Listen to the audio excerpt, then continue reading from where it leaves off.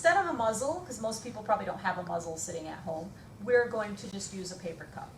And what we want to do is we want to teach the dog that he can put his nose, he can happily put his nose into this little confined space, and treats will be there. So we'll start with a food lure. I'm just going to put the treat in there and show it to him.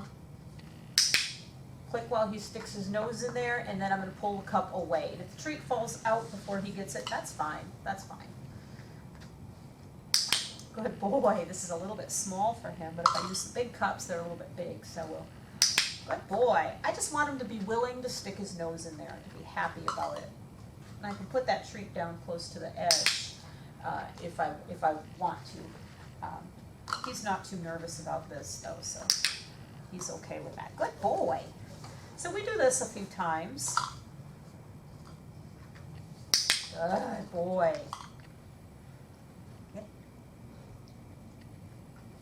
Good boy.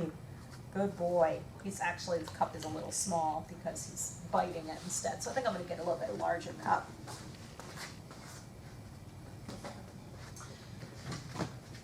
There we go. This will work a little bit better. Okay, ready? Oh yeah, he's already sticking his nose in. Obviously not too worried about it. Okay, get it. Good boy. Good boy. Ready? Good boy. So when his nose is in there, I'm clicking, he's getting the treat out of the cup, or as I pull it away, as it falls out, that's okay too. Oops, got too many in there.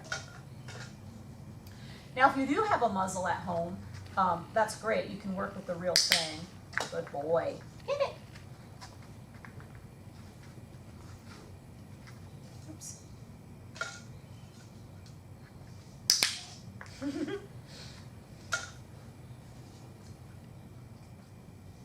Good boy.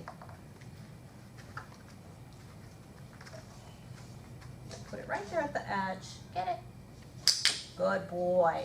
And I'm trying to pull the cup away before he pulls his head out, because I want him not to learn to pull his head out of the muzzle. Because at some point when he wears a muzzle, he's going to have to have it on long enough to have it strapped and attached behind onto the collar. All right, ready? There.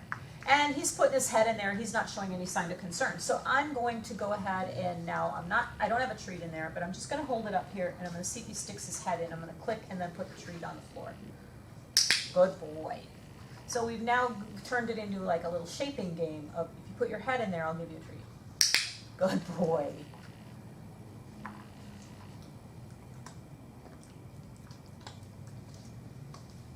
Use small treats. Good boy.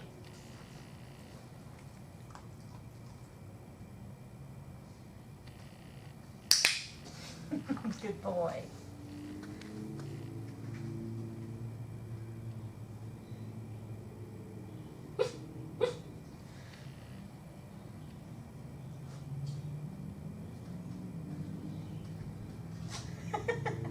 Good boy. Good boy.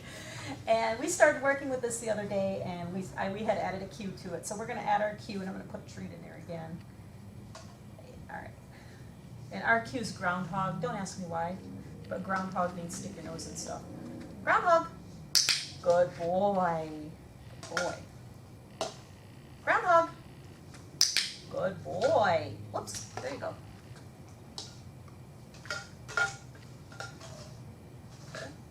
Groundhog.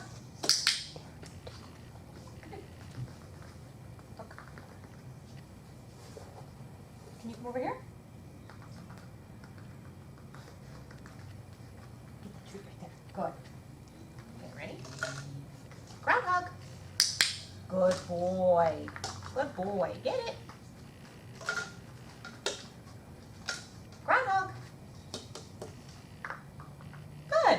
Now once you've got him happily shoving his nose in there and willing to get treats and kind of running towards it and jamming his nose in there, then we can work on building up some duration of them holding their nose in the muzzle a little bit longer. Groundhog.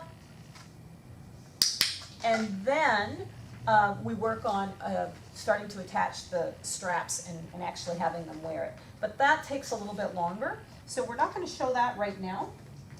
Groundhog.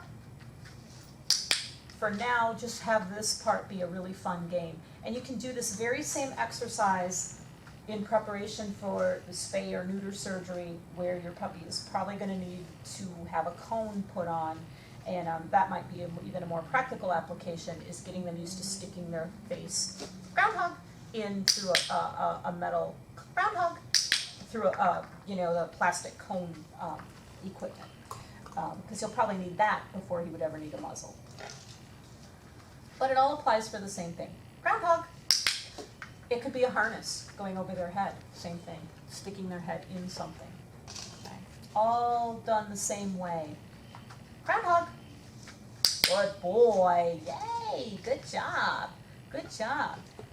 And in part 2, we'll show you how to add the strapping and the attaching of the muzzle.